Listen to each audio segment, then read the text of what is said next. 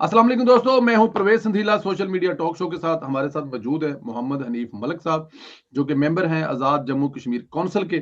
और इनसे पूछते हैं कि आज़ाद कश्मीर में क्या सिचुएशन है इस वक्त। पाकिस्तान और हिंदुस्तान अ, ऐसे लग रहा है जैसे कि हर गुजरते दिन के साथ लड़ाई की तरफ बढ़ते जा रहे हैं, जंग की तरफ बढ़ते जा रहे हैं। लेकिन जाहिर है कश्मीर वाले तो हर रोज ही एक जंग लड़ रहे होते हैं। तो मलिक साहब से पूछेंगे। अस्सलाम वालेकुम मलिक साहब। वालेकुम अस्सलाम संदीला भाई, कैसे हैं आप? खैरियत से हैं? मलिक साहब, आपका बहुत शुक्रिया, आपने अपनी कीमती वक़्त निकाला टाइम से। मुझे ज़रा ये बताइए, हम तो कभी-कभी जब ये मोदी का दिल करता है तो हमें वो इस किस्म की कोई 2-4 दिन न्यूज़ें सुना देता है कि जंग लगने लगी है, जंग करने लगी है, लेकिन आप लोग बॉर्डर के नज़दीक रहते हैं। कश्मीर में ये चीज़ें चलती रहती हैं। तो ये ज़रा मुझे ये बताइएगा, ये जो कश्मीर में फ़ॉल्स फ्लैग भारत ने किया है, इस पर कश्मीरी क्या कहते हैं? आपकी इस पर क्या राय है सर? जी, बहुत शुक्रिया। इसमें मैं अपनी इनपुट तो वही दूँगा जो हर कश्मीरी इससे बहुत अच्छी तरह वाक़िफ़ है। क्योंकि कश्मीर ऐसा मरदम ख़ेज़ खित्ता है और बिलख़ुसूस जो कंट्रोल लाइन हमारी भारत के साथ समझ लें कि हमारी हमसायगी उस तरह है जिस तरह आप लोग जो पंजाब में रहने वाले हैं, आपको उसका शायद अंदाज़ा नहीं है। हम हर रोज़ उसकी ये जो ड्रामे हैं, इसका सामना करते हैं। चाहे यहाँ पे पाकिस्तान के अंदर इस तरह का माहौल हो ना हो, कश्मीर की कंट्रोल लाइन के ऊपर हर वक़्त जो है ना बहुत गर्म माहौल रहता है और ये चीज़ें भारत के ड्रामों से जितना कश्मीरी अच्छी तरह आगाह है, इतना शायद ही दुनिया को कोई फ़र्द इससे उसको वाक़फ़ियत हो गई। अभी जो आपने पहलगाम की बात की है, जो जो अभी जो लेटेस्ट ड्रामा उसने किया है, तो ये अब उसको अपने झूठ के पीछे अब उसको छुपना पड़ रहा है। और उसके लिए वो जो ड्रामे कर रहा है उस पे मज़ीद वो एक्सपोज़ हो रहा है कि उसके जो थिंक टैंक्स हैं वो भी अब ये सोचने पे मजबूर हो गए हैं कि ये हमने किस बात पे स्टैंड ले लिया है जिसको अब हम स्टैंड भी नहीं कर सकते बैनुल-अक़वामी दुनिया के सामने। ये सिचुएशन है इस वक़्त यहाँ कश्मीर में और कश्मीरी इससे बहुत अच्छी तरह वाक़िफ़ हैं कि ये बिल्कुल एक तरह का ड्रामा है और उसके मकासद वही हैं जो अपैरेंटली सामने आ रहे हैं। और जब भी कभी चूँकि इंडिया के अंदर एक नैरेटिव डेवलप किया जाता है, जब भी इंतखाबात करीब आते हैं, तो उसके लिए इनके पास यही एक इश्यू होता है कि अपने लोगों को पाकिस्तान मुखालिफ और इस तरह के इश्यूज़ में उलझा के तो उनसे वोटें इकट्ठी करें और अपने जो आने वाली वो तो मोदी का ख़ास करके आपके सामने ही है, बीजेपी का जो भी किरदार है वो तो बिल्कुल सबके सामने वाज़ेह है। जी। अगर कोई भारत की तरफ से मिस एडवेंचर किया जाता है, तो कश्मीरियों का क्या जज़्बा होगा? कश्मीरी इसको कैसे लेंगे? इस अव्वल तो अल्लाह ना करे कोई ऐसा हो, लेकिन कश्मीरी इसको कैसे लेंगे सर? मैं आपको बताऊँ कि मेरे वालिद चूँकि आर्मी ऑफ़िसर थे और उनको ज़िंदगी का एक बड़ा हिस्सा जो है ना कंट्रोल लाइन के ऊपर जो है ना मुल्की दफ़ा में उनको मौका मिला।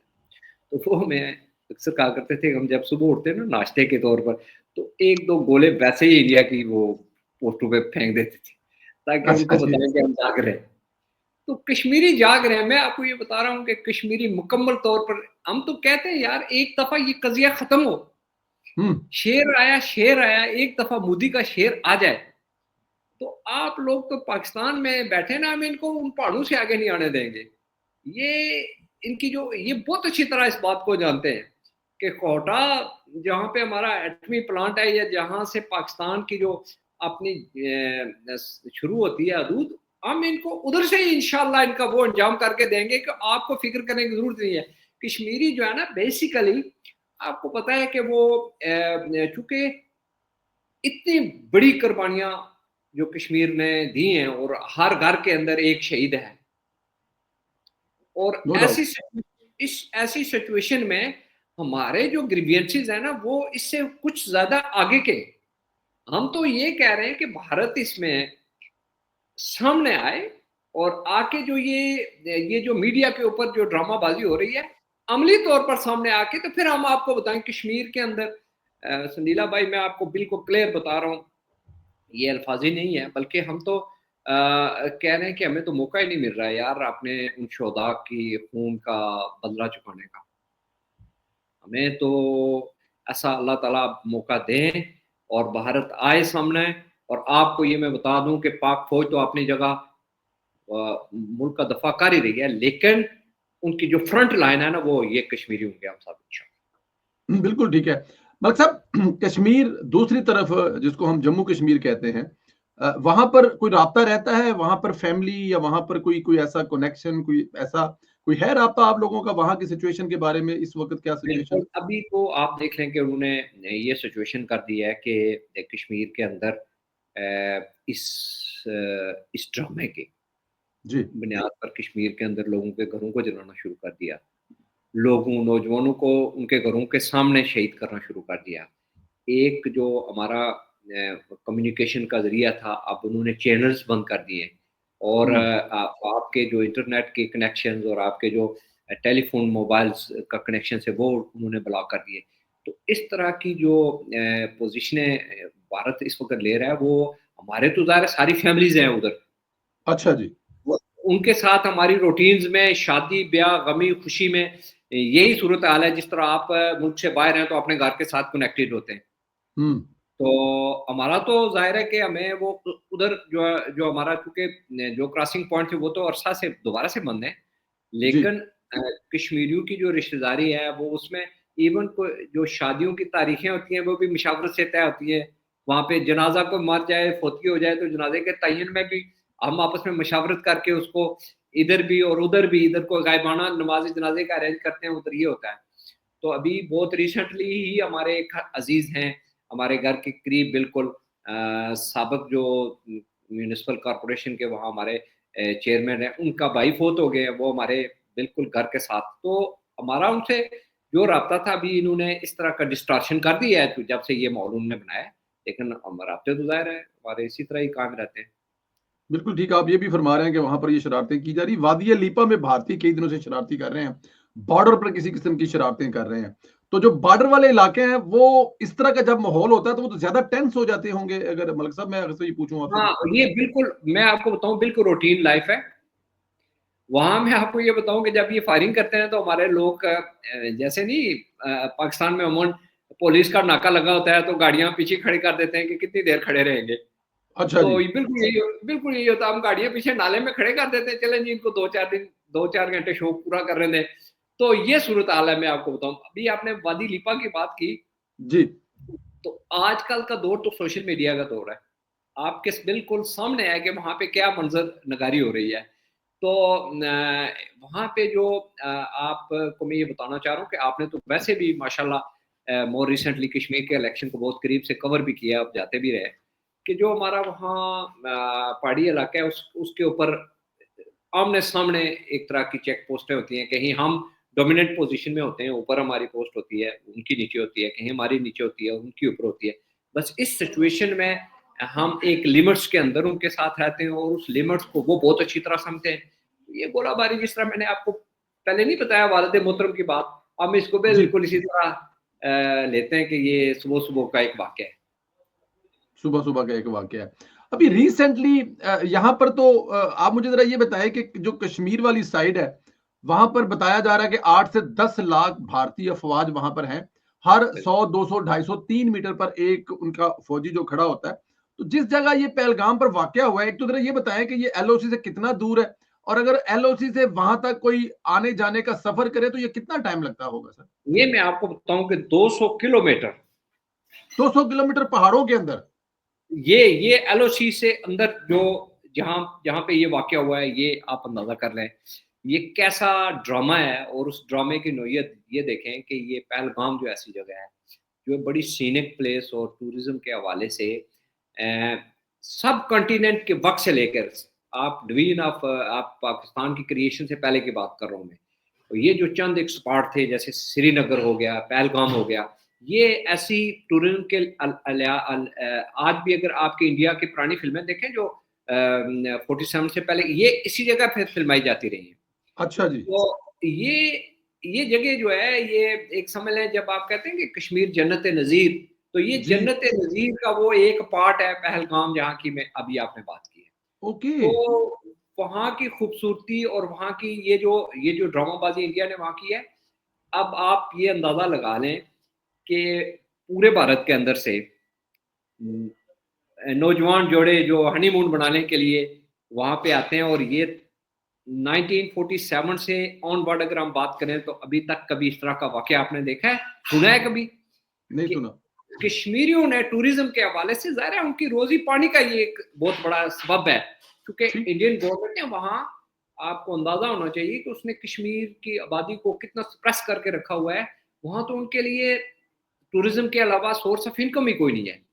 तो वो जब वहाँ पे टूरिस्ट आते हैं तो वो लोग न सिर्फ उनको वेलकम करते हैं, बल्कि वो पूरा साल इस सीजन का इंतजार करते हैं कि कब मौसम ओपन होगा। जैसे अभी आप देख रहे हैं कि चूंकि शदीद बर्फबारी के बाद अब जब आहिस्ता आहिस्ता मौसम ओपन हो रहा था, लोगों ने वहां जाना शुरू किया।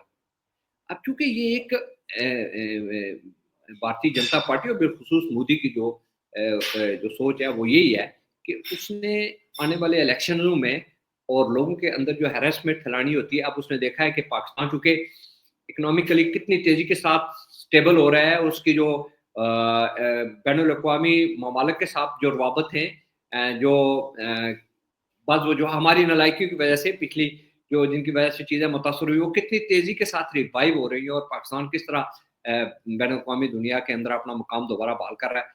तो ये एक 2-3 मिली-जुली बातों को बुनियाद बनाकर ये ड्रामा उसने किया है। पोज़ीशन तो आपके सामने ही है। अब तो उनका अपना मीडिया जो कुछ कह रहा है, वो लोग तो चीख-चीख के कह रहे हैं कि ये क्या ड्रामा है कि एक 5 मिनट के अंदर-अंदर आपकी एफआईआर हो जाती है और वो भी 10 किलोमीटर दूर जो पोज़ीशन है वहाँ पे। तो ये सारी बातें जो आपके सामने लाई जा रही हैं और मीडिया इसको एक्सपोज़ कर रहा है। अब तो ये चीज़ें किसी सूरत में संजीदा भाई आपका और बताएगा कि अभी रिसेंटली पाकिस्तान में जाफर एक्सप्रेस पर हमला हुआ और ये दुनिया की तारीख में से तीसरा वाकया है जो किसी ट्रेन को इस तरह किया गया और उसके वाजिया सबूत है कि वहां पर हिंदुस्तान के जो जाहिर है एजेंसियां वो इसके सबूत भी दिए गए हैं और बहुत सारे सबूत मिले भी हैं। लेकिन इसके बावजूद पाकिस्तान ने ये रवैया भारत के साथ नहीं अपनाया, ना उनके साथ अपने सफारती तलकात खत्म किए, ना उनके साथ अपना कोई ऐसा मुआहदा खत्म किया। लेकिन अभी ये सिंध मायदा जो है उसको कहना कि जी हम तहलील कर रहे हैं उसको नहीं मानते हैं, इस रवैये पर क्या करेंगे? और फिर दूसरा शहबाज शरीफ साहब जो कि मुल्क के वजीर आजम, उन्होंने कहा जनाब किसी भी न्यूट्रल जगह से इसकी इंक्वायरी करवा लें, उसके लिए पाकिस्तान अपने आप को पेश करता है। इस पर क्या कहेंगे सर? मैं आपके सामने 2 बातें रखूँगा। एक जी। बात ये कि आप इस वक़्त सिर्फ इंडियन जो बीजेपी भारतीय जनता पार्टी की जो लीडरशिप है उसको और भारत का जो मीडिया है उनकी संजीदगी को आप देखें कि उनकी किस किस बुरी तरह से वो एक्सपोज हुए।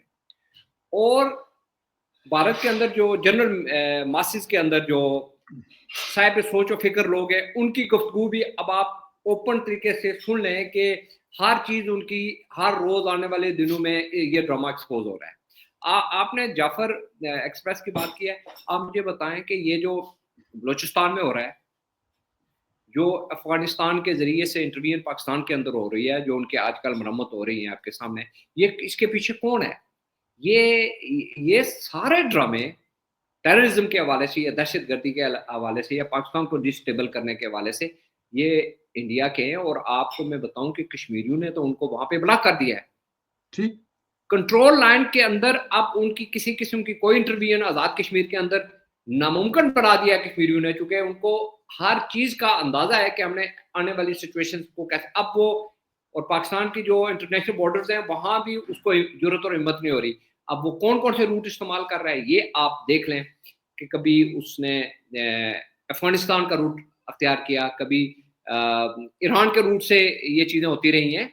ये कंट्रोल इंटरनेशनल बॉर्डर लाइन के उस तरफ से जो साजिशें इंडिया कर रहा है, अब दुनिया के सामने वो बुरी तरह बेनकाब हो चुका है। अब यकीनन ये चीज़ें अब जो वज़ीर आज़म पाकिस्तान की आपने बात की है या आज़ाद कश्मीर के पॉलिटिशियंस की बात की है, मैं ये समझता हूँ कि हमने सिर्फ भारत के साथ ज़िंदगी हमारी नहीं है, हमारी बैनुल-अक़वामी दुनिया में हमारी एक पोज़ीशन है। और लोग इस मुश्किल वक़्त में हमारी लीडरशिप को भी और भारत की लीडरशिप को भी देख रहे हैं कि ये अमन के लिए और दुनिया की सलामती के लिए कौन बात कर रहा है, और दुनिया में दहशतगर्दी और अपने वक्ती मफादात के असूल के लिए कौन सा मुल्क दुनिया को इस एटॉमिक जंग में झोंकने की कोशिश कर रहा है। तो ये सारी सिचुएशन अब चूंकि एक ग्लोबल विलेज के तौर पर दुनिया अब ऑपरेट हो रही है। ये अभी आप देखें उसने 100 आज ही भारत ने एम्बेसडर्स को बुला के उनको ब्रीफिंग किया। तो न्यूयॉर्क टाइम की रिपोर्ट आपने पढ़ी है, उन्होंने बड़ी जी। क्लैरिटी से ये कहा है कि अभी भारत जो है केस तैयार कर रहा है बैनुल अवी दुनिया के लिए कि ये पाकिस्तान ने ये कर दिया है या और वो उधर से कमजोर कमजोर कमजोर केस बनाने की कोशिश कर रहा है, कोशिश और किया है, जाहिर है। वो एक्सपोज हो गया ना, और ये वो कहना उसमें उसमें जो रिपोर्ट है उसमें ये भी कहा जा रहा है कि कुछ सफारतकार बाहर आकर बात कर रहे हैं कि भारत इंतहाई कमजोर सतह पर खेल रहा है, बिल्कुल। बगैर किसी सबूत के इतने बड़े इल्जामात जो लगाना है वो किसी भी तरह से मुनासिब नहीं है। ये भी वो साथ में भारत ने कहा है। उनके बारे में कहा जा रहा है, इसमें कोई शक नहीं है। सर, हुकूमत पाकिस्तान की तरफ से पाकिस्तान के जो वजात इतलात नशरियात है, जाहिर है बड़ा अहम है, उनकी तरफ को कैसे देखते हैं कि एक तरफ तो भारत का वो जो मीडिया है, अभी जो आप बात कर रहे थे कि सीढ़ियां उतरते हुए और वो बांदर की तरह कदी इधरों छाल इधर कदी इधरों छाल इधर, और एक आपका मीडिया है जिसने मतलब इतने पॉजिटिव से किया, उन्होंने आपके जो यूट्यूब चैनल को ब्लॉक किया है सिर्फ इस वजह से कि आप लोग उनसे सवाल कर रहे थे, उनसे पूछ रहे थे कि ठीक जब हमला हुआ और उसके 5 मिनट के बाद आपको कौन से सबूत मिल गए। फिर वो उनसे ये पूछ रहे थे कि वहां से 1 किलोमीटर के दूर पर उनकी बेस है, 3 किलोमीटर दूर थाना है, हर 100 मीटर पे फौजी खड़ा है, तो आप ये हमला रोक नहीं पाए। यही शायद वो वजूहत है ना जिनकी वजह पे हमारे यूट्यूब बंद किए हैं। तो अपने मीडिया के बारे में क्या कहेंगे सर आप? मैं तो सच्ची बात करूंगा कि हमने अपने मीडिया को सिर्फ इस हवाले से हमेशा एनालाइज किया है कि ये चैनल फलां पार्टी को सपोर्ट कर रहा है, ये चैनल फलां पार्टी को सपोर्ट कर रहा है, तो हमने अपनी लाइन भी उस चैनल इसी के मुताबिक लेके रखी हुई थी। लेकिन आप यकीन करें कि इस वक्त हम जो अपना नेशनल मीडिया है उसको जब हम जब भी इसको ओपन करते हैं तो सच्ची बात है कि हमें बड़ा फख्र महसूस हो रहा है कि हमारा मीडिया तो इंतहाई जिम्मेदार मीडिया है।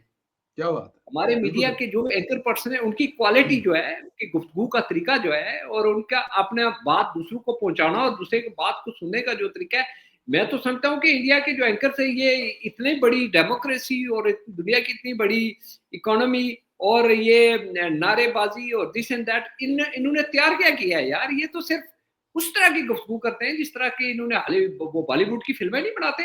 ये ऐसे लगता है जैसे ये सारे ही एक्टर बैठे हुए हैं फिल्मों से उठ के, पता नहीं ये अभी ये क्या कर देंगे। बड़ा मायूस किया इंडिया के मीडिया ने, और उसके मुकाबले में हमारे मीडिया ने, मैं ये कहने में कोई बात महसूस नहीं करता कि हम तो जाहिर है कि हमारे लोग हैं और उनकी तारीफ करना में बनती भी है, लेकिन दुनिया ने भी इनको एडमायर किया कि ये तो इंतहाई जिम्मेदार लोग हैं।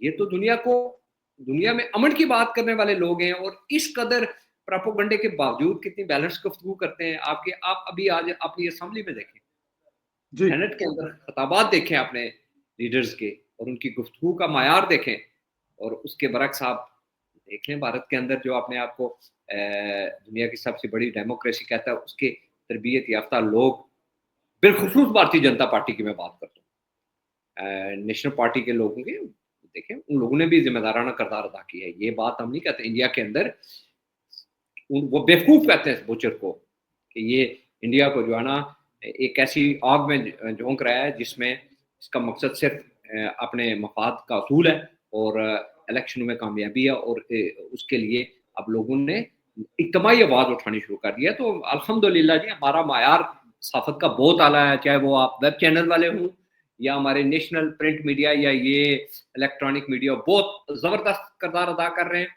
और उस किरदार की बुनियाद पर लोगों के अंदर हौसला और हिम्मत पैदा हुई है, और उनके अंदर कोई इस किस्म का जो होता है ना एक जंग के माहौल के हवाले से लोग अपनी मामलात ज़िंदगी को बिल्कुल रूटीन के मुताबिक चला रहे हैं। यहाँ तो किसी को अंदाज़ा ही नहीं है कि यहाँ पे कोई ऐसा माहौल है उसमें आप पाक आर्मी की बात कर सकते हैं, अपने मीडिया को बात कर सकते हैं, और मैं समझा तमाम सेक्शन बहुत आला किरदार अदा कर रहे हैं। अच्छा, एक नाम जो इस वक्त है वो है ख्वाजा मोहम्मद आसिफ साहब का। जाहिर वो वजीर दफा भी हैं और हर जगह पे अवेलेबल हैं, चाहे वो प्रेस कॉन्फ्रेंस है, चाहे वो इजलास है, चाहे वो टीवी टॉक शो है।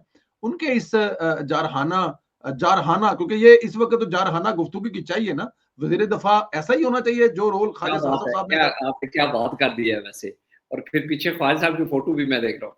ख्वाजा साहब का जो पाकिस्तान की सियासत के अंदर जो एक स्टाइल है ना, वो दबंग स्टाइल, जिसकी वजह से वो हर मकतबा फिक्र के लोगों के अंदर पॉपुलर भी है। वो मखसूस जो पंजाबी है नहीं, आपके पंजाबी जी, जो सही जी। टिपिकल, ये उस तरह के हमारे पॉलिटिशियंस हैं, और जाहिर है कि जैसा इनका अंदर है वैसा इनका बाहर है। जो बातें उन्होंने एज ए वजीर दाखिला की है ना, वजीर दफा बात की है ना, ये बातें उनकी, मैं आपको सच्ची बताऊं, एक मुहिब वतन जो शहरी है ना, ये आम हालात में भी आप जब ख्वाजा साहब के साथ कहीं बैठ के कोई बात करें तो उनकी बातों में बड़ी क्लैरिटी होती है।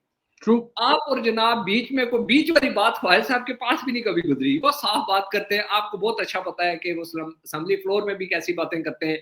और अभी भी जो उन्होंने बात की है, मैं ये समझता हूँ कि एक शेर की धार है जो उन्होंने जिस तरह, ये आसान बात नहीं है कि उन्होंने कहा है कि ये जो गलाजत है हमने किसके लिए किया है इतना अरसा, पाकिस्तान के हाँ, अंदर रहते हुए ये बात कहना, और एक इंटरनेशनल मीडिया के अंदर ये अपनी ये पोजीशन को, ये एक बंदे के अंदर की मजबूती और सियासी विजडम, और मैं ये समझता हूँ कि मेच्योरिटी की अलामत है जो ख्वाजा साहब की शक्ल में हमें मिली है। और ख्वाजा साहब हमारा एहसासा है, और उन्होंने उनके इन बयानात, उनकी गुफ्तगू से लोग बेखौफ व बेखतर होके, वही बात जिसका हमने इंट्रो में जिक्र किया कि यही इंतजार कर रहे हैं कि यार हुन होन ते दियो की होएगा। होंद दियो की होएगा। अच्छा, जो इससे पहला जो एडवेंचर था ना, जो हिंदुस्तान ने किया था कि उन्होंने मानसेहरा वाली साइड पे और शायद एबटाबाद में या कहीं पे कोई ऑपरेशन कर हाँ, दिया, तो फिर हमने उनका एक बड़ा तारीखी जो पायलट है वो पकड़ा था अभिनंदन, जिसने कहा था कि टी इज वेरी फंटास्टिक। उस वक़्त सर हुकूमत जो है वो ज़ाहिर है इमरान खान साहब की थी, और इमरान खान साहब का जो रवैया था, 24 घंटे में जो मुजरिम छोड़ दिया था, जो मुल्ज़िम अपना छोड़ दिया था। अब पाकिस्तान तहरीक-ए-इंसाफ वाले कह रहे हैं कि इमरान खान को बाहर निकालें, जो मोदी को जवाब वो दे सकता, कोई और नहीं दे सकता। आप क्या समझते हैं, अगर इमरान खान इस जगह पे होता तो क्या जवाब देता? तो कैसी मतलब कि मौजूदा हुकूमत की कारकर्दगी देखते हुए, फिर 2019 में इमरान खान की कारकर्दगी देते हुए, इससे पहले मियां मोहम्मद नवाज शरीफ साहब के दौर में कुलभूषण पकड़ा था, जो अभी तक जेलों में रुल रहा है, और खान साहब ने तो 24 घंटे के बाद बंदा छोड़ दिया था सर। देखें एक बात तो आप, ये लोग ये गैर संजीदा लोग हैं, इनका भी आप जिक्र कर रहे हैं। मैं एक कश्मीरी होने की हैसियत से, ये 2019 में जो ये इंडियन 370 रिवोक किया गया, इंडिया ने गुजारा से जम्मू कश्मीर को अपनी यूनियन का हिस्सा बनाया, ये आप क्या समझते हैं कि ये मामूली वाकया था और बिला वजह हो गया था? बिल्कुल भी नहीं। ये वो लोग हैं जिसका भी आपने जिक्र किया है। इन्होंने एक सरीना होटल के सामने एक बोर्ड लगा दिया बस गिनती के लिए। अब तो खैर वो भी उन्होंने वो, उसका कोई मकसद नहीं। ये ना इंटरनेशनल पॉलिटिक्स को समझते हैं, ना इनको कश्मीर के हवाले से इनको ये सिचुएशन का अंदाजा है कि ये तमाम वाक़े जो इंडिया ने पिछली गवर्नमेंट में किए हैं, जैसे जिन वाक़यात का मैं जिक्र कर रहा हूँ, जैसे उन्होंने कश्मीर के स्पेशल स्टेटस की जो क्लॉजेस थी 370 35A, जिसके ज़रिए से वहाँ पे कोई प्रॉपर्टी नहीं खरीद सकता था कश्मीर के अंदर, वहाँ पे कोई जॉब हासिल नहीं कर सकता, कश्मीर के राइट्स प्रोटेक्ट थे। आप देखें डेमोग्राफी चेंज, वहाँ वहाँ क्यों इंडिया भर से लोग ला के कश्मीर में बसाए जा रहे हैं, ये उस दौर की करामात है। ये हमारे उस हम्म। दौर की करामात हैं जिसमें हमने आवाज़ उठाई है कहीं किसी लेवल पे? नहीं उठाई गई। चंदीला साहब, ये कश्मीरियों के लिए बड़ी तकलीफ दे और दुख की बात है। हम तो ये बात समझते हैं, हम उस 370 को कोई अहमियत नहीं देते। हम तो पाकिस्तान के अंदर भी जो 257 जो क्लॉज है जो कश्मीर को प्रोटेक्ट कर रही है, हम तो उसकी बात करते हैं, जिसमें वाज़ह तौर पर पाकिस्तान के कॉन्स्टिट्यूशन में लिखा हुआ है कि कश्मीरी जब यूएन चार्टर के मुताबिक जब अपना डिसीजन कर लेंगे, उसके बाद वो पाकिस्तान के साथ शमूलियत करेंगे। तो ये 370 और 35A जिनका अभी आपने जिक्र किया इमरान खान, मैं जी। तो बड़ी दुख और तकलीफ से आपके नॉलेज में है ये चीज़, लेकिन ये मुझे रिपीट करनी पड़ रही है कि कश्मीर का जो उधर का स्ट्रक्चर, ये तो अब आके हमारी गवर्नमेंट ने दोबारा से, अब चीफ ऑफ आर्मी स्टाफ ने जो अभी, और मियाँ शहबाज शरीफ साहब ने ये जो ओवरसीज की कन्वेंशन में जो बांग दुल जो आवाज़ उठाई है कि कश्मीर जो है पाकिस्तान की शरग है और हम इसके ऊपर कभी कंप्रोमाइज़ नहीं कर सकते। और अभी जो मामला हुआ है इसमें भी बड़े क्लैरिटी के साथ मियाँ शहबाज शरीफ साहब ने कह दिया कि हम शिमला माहदा को मुअत्तल कर देंगे।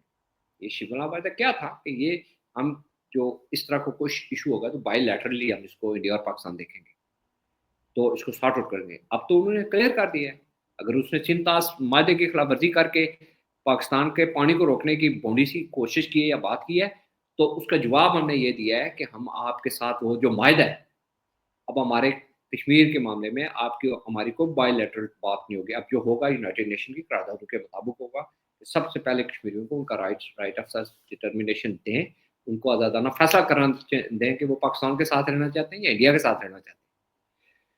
तो ये है वो नेशनल लेवल पे विज़डम वाली लीडरशिप जो इस वक़्त आपको मुयस्सर है। जो वो बातें कर रही हैं, जो बातें सामने आ रही हैं, ये कश्मीरियों की वॉइस है और हमारे पास भी यही एक सबसे स्ट्रॉन्ग फोरम है इस वक़्त। एक जो यूनाइटेड नेशन की करारदादें और दूसरा पाकिस्तान है जो हमारा वकील भी है और हमारा माफ़ज़ भी है कश्मीरियों। बल्क साहब, आपसे बड़ी बड़ी तफसील से गुफ्तगू हुई। एक सवाल का जवाब मुझे दे दें, फिर उसके बाद मैं, ज़ाहिर है आपका एक लंबा टाइम भी लिया। सर ज़रा ये फरमाइएगा, ये जो पानी वाला मामला है, क्या हिंदुस्तान हमारा पानी बंद कर सकता है? और उसको पानी बंद करने के लिए वो जो सारा पानी आ रहा है, उसको अपने पास स्टोर करने के लिए या अपने पास सँभालने के लिए, या क्या उसके पास कोई ऐसे इंतज़ामात होंगे कि वो हमारे दरिया ही रोक लेगा? मुमकिन है प्रैक्टिकली ये? ये देखें, ये एक भोंडी और इंतहाई अहमकाना किस्म की एक स्टेटमेंट है। ये आपको बेसिकली आज किसी ने कहा था कि इंडिया ने वो कुछ किया नहीं किया, पानी बंद करना तो दूर की बात, बड़ी फ्रेश मछली उसने पाकिस्तान में भेज दी है और वो ट्राउट मछली और इसकी जायकेदार मुफ्त में पाकिस्तानी एंजॉय कर रहे हैं।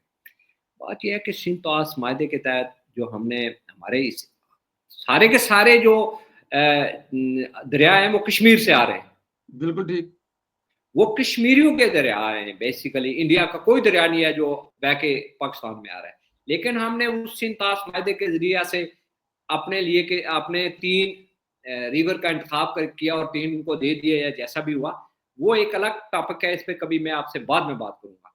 ठीक। अभी आपके सामने ये बात मैं रखना चाहता हूँ कि इंडिया कभी इस पोज़ीशन में नहीं है कि हमारे इन दरियाओं की शक्ल को चेंज करे। अब सिंध है, सिंध को इंडिया से आ रहा है, वो तो चाइना से आ रहा है। अगर उसकी बेस निकाली जाए, तो आप जाए ना नॉर्थर्न एरिया में, वो कहाँ से उसका ओरिजिन है। अब जो बाकी हमारे दरिया हैं, वो उनके उनके हवाले से तैयारी, जिस तरह बड़ी खूबसूरत बात बिलावल ने कही है कि उसने कहा है कि अगर वो हमारा सिंध का पानी बंद करेगा, तो अब पानी नहीं, वहाँ से इनका खून बहेगा। बिल्कुल ठीक। ये बातें बड़ी सही हैं संदीला भाई, ये हमारी लाइफ लाइन है ये पानी। इन पानी को अगर वो डैम बनाएगा, तो डैम बनाने के लिए भी मंगला जैसा या तरबेला जैसा डैम बनाने के लिए कितना वक़्त चाहिए दरकार, एक बात बताएँ। ठीक। दूसरी बात है कि अगर कैनाल्स की शक्ल में आप इनका रुख मोड़ेंगे, तो ये पानी आपका किधर जाएगा? और कितना पाकिस्तान टाइम में लगेगा?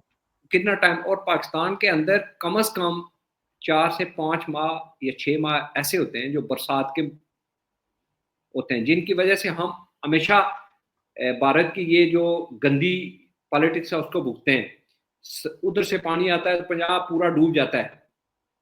वो पानी को किसी न किसी डैम की शक्ल से वो उसको खोल के, तो ये शरारत करता रहता है हमारे साथ। लेकिन ये चीज़ें आपके सामने ये रखने का मकसद ये है, आपको ज़रूरत ही नहीं है। ये हम वो डैम ओपन करेंगे अगर ये बनाएगा तो। हम्म। ये आपको ज़रूरत नहीं है ये कि ये डैम बना के कश्मीर की मालकियत पे कब्ज़ा करेगा। उन डैमों का अशर-नशर जो होगा, डैम क्या चीज़ है आप मुझे बताएँ ना, डैम तो कोई स्टील का डैम तो नहीं है ना, वही पत्थरों से बनाएगा वो, उसको उड़ाना भी हमें आता है। तो ये हम्म। अपनी जो जगलर वैन है, ये किसी के हाथ में कोई दे के ज़िंदा रह सकता है? ये बात है, आप मैं आपको इत्मीनान दिलाता हूँ, मेरी बात सुनने वाले भाइयों को, कि कश्मीर का जो पानी है वो 3 दरिया नहीं है जो हमारे, हमने वो बाकी 3 भी इनसे वापस लेने हैं। हम तो अब सिंध-तास मायदा उसने खुद खत्म कर दिया, हम तो उस पे लानत भेजते हैं आप। अब हमारे सारे के सारे दरिया अब हमारे, और उनके पानी का असूल कैसे होगा, ये अब इंडिया को खुद सोचना पड़ेगा कि वो इसके लिए क्या कर सकते हैं। और ये अगर वो बहुत अपनी होशियारी की बात कर रहा है, तो हमारी होशियारियों का भी उसको बहुत अच्छा अंदाज़ा है संजीदा साहब, और भुगत चुका है। भुगत भी अभी वो चुका हमें है कह रहा है ना, अभी उसने कहा है ना उसको कि देखें जी हम आपका बांग्लादेश वाला हाल करेंगे। तो उधर से बांग्लादेश इनका क्या असर कर रहा है वो आपके सामने आ गई है बात। अब लोगों को समझ आ गई है इनकी खबासत की। तो कोई इंशाल्लाह। शक नहीं है इनकी कदर आगे। मलिक साहब, मैं आपके जज्बे की कदर करता हूँ, और एक कश्मीरी होने के नाते जिस तरह आप कह रहे हैं कि पहले हमसे हिंदुस्तान तो आकर निबड़े फिर आगे जाएगा, और दूसरा जो अगर ये ऐसी हरकत करेगा तो इनके डैम कैसे उड़ाने हैं ये हमसे बेहतर कोई नहीं जानता। अल्लाह ये पाक आपसे आपको अपने हिफ्ज़ो अमान में रखे। अल्लाह पाक आप जिस तरह प्यार करते हैं, मोहब्बत करते हैं इस वतन से, इस पाक सरजमीन से, और यही वाला जो जज्बा है, अगर कभी हिंदुस्तान भी अपने कश्मीरियों के साथ रखता, कि वो उनकी एहतराम करता उनकी आज़ादी का, कि वो जब वो चाहें जिस तरफ वो चाहें, लेकिन कभी उसने नहीं किया। लेकिन हमारी दुआ है कि इंशाल्लाह एक दिन ज़रूर कश्मीर जो है वो हिंदुस्तान के तसल्लुत से आज़ाद होगा। ये हमारी जी, दुआ भी है। मलिक साहब बहुत शुक्रिया, अपना ख्याल रखें, आपके वक़्त का अल्लाह पाक आपको अपने हिफ्ज़-ओ-अमान में रखे और आपके जज़्बे इसी तरह कायम रहे। बहुत शुक्रिया मलिक साहब। Thank you very thank much. You, thank you very thank you much. Very thank much. You.